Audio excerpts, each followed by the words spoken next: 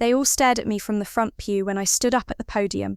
Nobody wants to speak, I asked the silent funeral home. My uncle shook his head and whispered, "There's nothing good to say about her." That's when I knew I had to lie. My name is Emma, and I'm 29 years old. I work as a social worker in Portland, which probably explains why I've always been the one trying to fix broken family situations that can't be fixed. For as long as I can remember, I was the peacekeeper, the one who made excuses for everyone else's bad behavior. I wasn't the successful cousin with the law degree. I wasn't the charming one who always got Christmas money. I was just Emma, quiet, overlooked, the one who visited Grandma Ruth every month, even when nobody else would.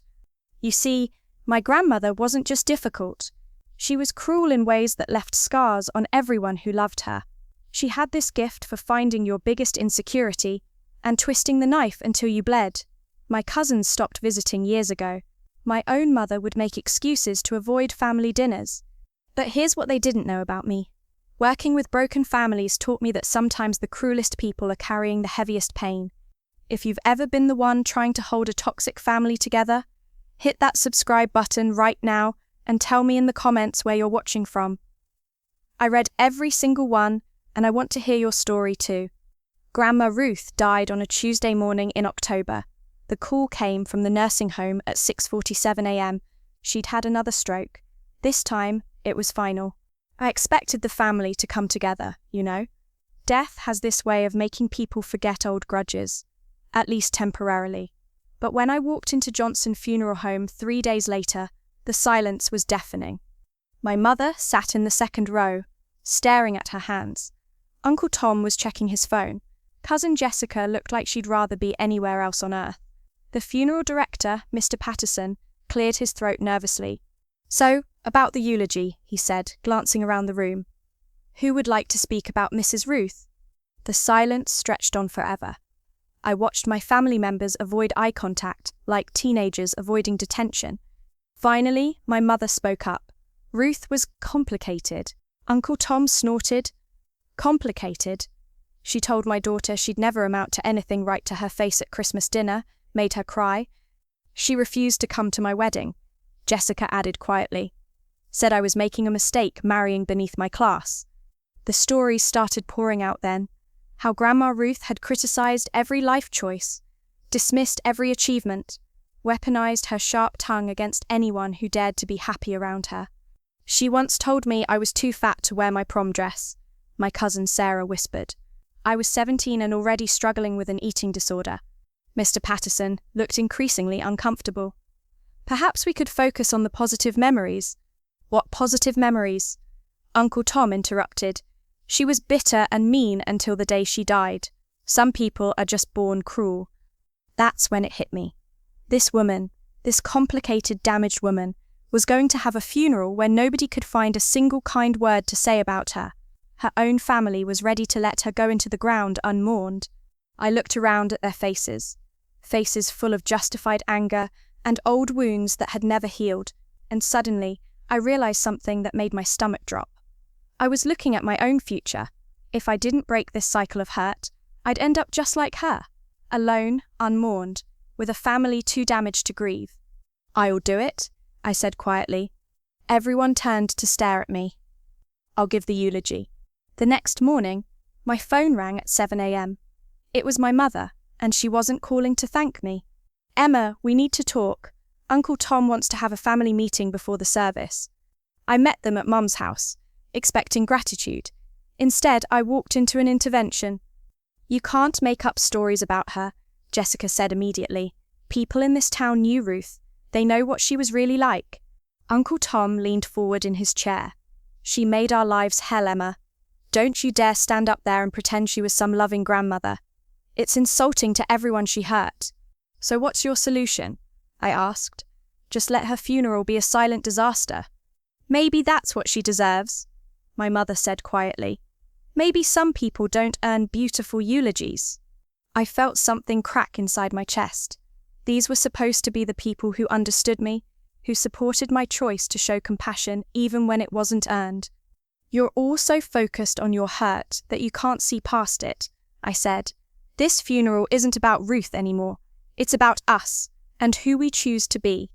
Uncle Tom stood up. If you give some fairy tale speech about what a wonderful woman she was, don't expect any of us to back you up. You'll be lying, Emma, and we won't be part of it. 2 days before the funeral, I was buying groceries when Mrs. Henderson from church approached me in the cereal aisle. Emma, honey, I heard you're speaking at Ruth's service. Her voice had that tone, the one that meant gossip was coming. Yes, ma'am. Well, I just think it's brave of you, considering. She leaned closer.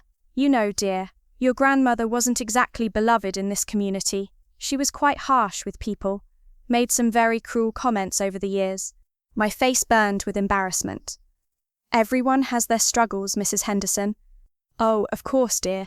But people remember when she told the Johnson boy he was too stupid for college, he was only 15, or when she refused to help with the church food drive because she said poor people should work harder. Word had spread through town like wildfire. By the time I got home, I had 3 voicemails from people warning me about giving a eulogy that didn't match the Ruth they knew. The worst part? They were all right. Every story they told was true. The evening before the funeral, I sat in my apartment, staring at a blank piece of paper. I'd written and rewritten that eulogy a dozen times, but every version felt like a lie. My phone buzzed, a text from Jessica. Still time to back out. Uncle Tom hired the pastor to say a few generic words instead.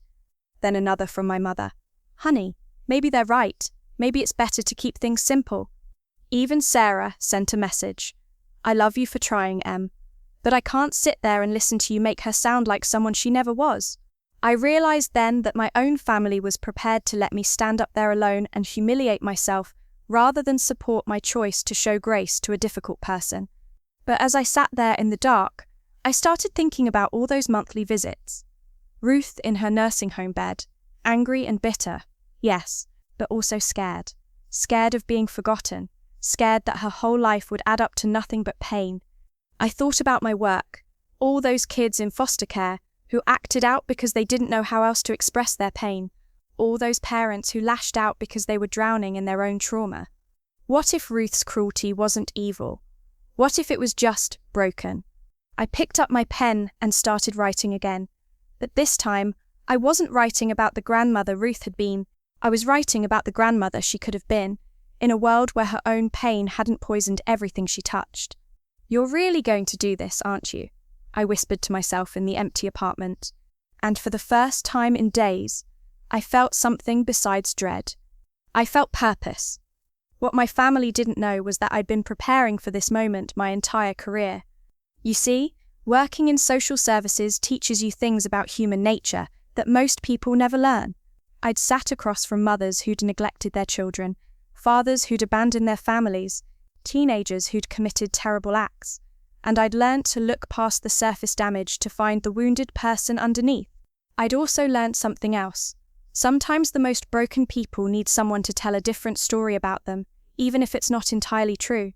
They thought I was naive, standing up there ready to embarrass myself with pretty lies about a woman who'd spent 74 years hurting people. What they didn't know was that I wasn't planning to lie about Ruth at all. I was planning to tell the truth about something much more important. 3 months earlier, I'd been cleaning out Ruth's room at the nursing home after her first stroke. Hidden in the back of her nightstand drawer, behind prescription bottles and old tissues, I'd found something that changed everything I thought I knew about my grandmother. It was a shoebox, wrapped in a rubber band, filled with letters. Letters from charities thanking her for anonymous donations. Letters from families she'd helped pay medical bills for. Letters from college students whose scholarships she'd quietly funded. And at the bottom of the box, a diary entry from 1987. I keep pushing them away because I don't know how to love without hurting. But maybe if I give enough money away, if I help enough strangers, it will balance out all the damage I've done to the people who tried to love me. I'd kept that box hidden for 3 months, trying to understand how the woman who'd been so cruel to her own family could be secretly generous to strangers. The answer was slowly becoming clear to me, but I wasn't ready to share it with my family yet. They weren't ready to hear that Ruth's cruelty might have been her twisted way of protecting people from getting too close to someone she believed was fundamentally unlovable. That they were about to find out that their naive little peacekeeper had been carrying more than just good intentions into that funeral home. I was carrying the truth about who Ruth really was, and who we all could choose to become. The morning of the funeral, I arrived at Johnson Funeral Home an hour early. I needed time to think, to prepare myself for what was coming. That's when I met Father Miguel. He was the new parish priest, young, probably early 30s, with kind eyes and calloused hands that suggested he'd worked real jobs before finding his calling. He was arranging flowers near the altar when he noticed me sitting alone in the front pew. "You must be Emma," he said, extending his hand. "I'm Father Miguel. I understand you're giving the eulogy today." I nodded, suddenly feeling the weight of what I was about to do. "I have to be honest, Father. My family thinks I'm making a mistake. They say there's nothing good to say about my grandmother." Father Miguel sat down beside me, and there was something about his presence that made me want to tell him everything, about the cruel words, the family wounds, the impossible choice between honesty and grace. "Can I tell you something?" he said, after I'd finished. "I've done a lot of funerals. The hardest ones aren't for the people who are obviously good. They're for the people who are obviously broken, because that's when we have to decide, do we bury them with their sins, or do we bury them with our forgiveness?" He reached into his jacket and pulled out a worn piece of paper. "This came to the church yesterday. I think you should see it." It was a letter, handwritten in shaky script. "Dear Father, I heard Ruth Walsh passed. I know most folks didn't care for her, but I wanted you to know when my husband died and left me with 3 kids and no insurance. Someone paid our rent for 6 months. Anonymous. The landlord finally told me it was Ruth. She made him promise never to tell while she was alive. There might be others who have stories like mine, but they don't know to tell them. Maybe someone should know she wasn't all bad. Eleanor Martinez." There were 2 more letters like this waiting for me this morning. Father Miguel said quietly, "People who'd been helped by your grandmother, but were asked to keep it secret." Meanwhile, my family was arriving, and I could see them whispering in the back pews. Uncle Tom looked smug, like he was waiting for me to crash and burn. Jessica kept glancing at her watch, probably hoping to get this over with quickly. My mother caught my eye and gave me a look that said, "Last chance to back out." But I had Father Miguel sitting beside me now, and Eleanor Martinez's letter in my pocket, and the truth about Ruth's secret charity work burning in my chest like a flame that was finally ready to light up the darkness. "You don't have to make her perfect," Father Miguel whispered as the service began. "You just have to make her human." The funeral home was filling up now, not with mourners, but with curious townspeople who'd come to see what kind of send-off the meanest woman in town would get. I walked to the podium, looked out at a sea of skeptical faces, and realized this was it. This was the moment that would define not just how Ruth was remembered, but who I chose to be in the face of a family legacy of bitterness. My hands were shaking, but my voice was steady. "I want to tell you about my grandmother Ruth," I began. "But first, I want to tell you about the grandmother I wish she'd been able to be." I looked out at the packed funeral home, my family in the front rows with their arms crossed, the townspeople leaning forward with curiosity, Father Miguel nodding encouragingly from the side. "Ruth Walsh was not an easy woman to love," I began, and I heard Uncle Tom grunt in agreement. "She had a sharp tongue and a harder heart, or so it seemed. She pushed away the people who tried to get close to her, and she said things that cut deep and left scars." Jessica was nodding now, probably thinking I was about to confirm everything they'd said about Ruth being irredeemable. But here's what I learned about my grandmother in the months before she died, and here's what I think she would want you to know. I pulled Eleanor Martinez's letter from my pocket. "Mrs. Martinez, would you please stand up?" An elderly woman in the middle section rose slowly, looking confused and a little frightened. "Mrs. Martinez wrote to Father Miguel yesterday. She wanted people to know that when her husband died and left her with 3 children and no insurance, someone paid her rent for 6 months. Anonymous? That someone was Ruth Walsh." The room went dead silent. I could see my mother's mouth fall open. "Mr. Peterson, are you here?" An older man near the back raised his hand tentatively. Mr. Peterson's daughter Sarah received a full scholarship to nursing school in 1995. The donor was listed as anonymous, but the paperwork was processed through Ruth's attorney. Sarah is now the head nurse at Portland General Hospital. Uncle Tom stood up in his pew. "Emma, what are you doing?" "I'm telling the truth, Uncle Tom, the truth Ruth made people promise to keep while she was alive." I opened the shoebox I'd hidden under the podium and pulled out handful after handful of thank you letters. Letters from the food bank she supported for 20 years. Letters from families whose medical bills she paid. Letters from kids whose school supplies she bought every September. My voice was getting stronger now, more confident. My grandmother gave away over $400,000 in the last 30 years of her life. Money that could have been saved for vacations or luxury or leaving bigger inheritances to her family. Instead, she gave it to strangers who needed help. But Emma, Jessica called out, that doesn't excuse how she treated us, how she made us feel worthless and unloved. You're right, I said, and that surprised her. It doesn't excuse it, but it explains it. I pulled out the diary entry I'd found, the one from Ruth wrote this the day after Uncle Tom's college graduation, when she told him his degree was worthless and he'd never succeed. She wrote, I keep pushing them away because I don't know how to love without hurting. My own mother criticized everything I did, and her mother did the same to her. I break everything I touch, so maybe it's better if I keep my distance. But maybe if I give enough money away, if I help enough strangers, it will balance out all the damage I've done to the people who tried to love me. Father Miguel stood up then and addressed the room. I received 17 letters yesterday, and this morning from people who were helped by Ruth Walsh, people who had been sworn to secrecy while she was alive. She didn't want credit. She didn't want thanks. She just wanted to prove to herself that she could do good in the world, even if she couldn't figure out how to do good for her own family. I looked directly at my mother, then at Uncle Tom, then at Jessica. She was broken, I said, broken by her own mother's cruelty, by a cycle of hurt that went back generations. But she was also trying, in the only way she knew how, to make up for the pain she caused. The grandmother you knew, the cruel one, the bitter one, she was real. But so was this other Ruth, the one who sat alone in her nursing home room every night writing checks to help strangers because she'd given up on helping the people she actually loved. The room was completely silent now. I could see tears on faces that had been hard just minutes before. Ruth Walsh earned this eulogy, I concluded, not because she was perfect, but because she was human, beautifully, terribly, completely human. And that's a story worth telling. After the service, something incredible happened. People started coming forward, not just with condolences, but with more stories about Ruth's secret kindness. The librarian mentioned anonymous donations for children's programs. The school counselor talked about mysterious scholarship funds. My family looked stunned. Uncle Tom approached me with tears in his eyes.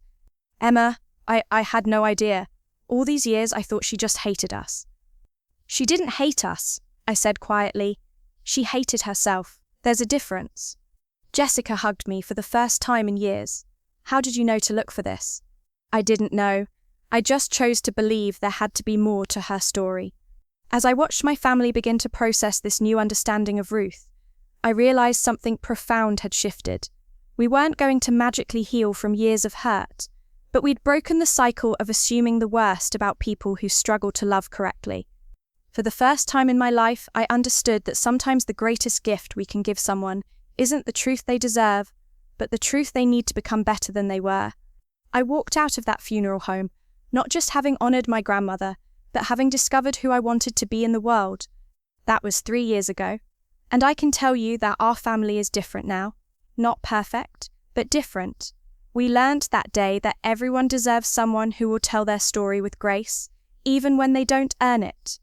If you've ever had to choose between staying angry and choosing compassion for someone who hurt you, I want to hear about it. Drop your location in the comments below. I read every single one and your story matters. And if this story touched you, hit that subscribe button, because there are so many more stories about the messy, beautiful, complicated ways we learn to love each other despite everything. Where are you watching from today? Tell me your story.